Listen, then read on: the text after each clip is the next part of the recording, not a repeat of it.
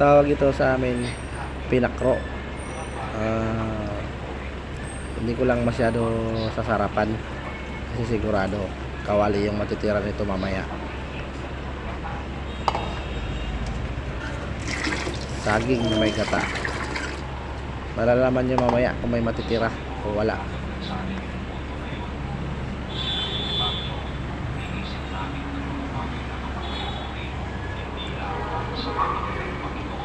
Sigurado to, ubos to. Ang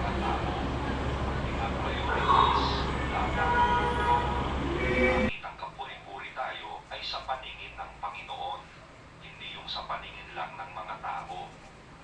Pero kung ang bukod sa mga bagay na kapuri-puri sa paningin ng Panginoon, ano pa ang iniisip nila ng Panginoon? Ilalagay na natin yung gata, yung unang gata. Yan yung magpapasarap.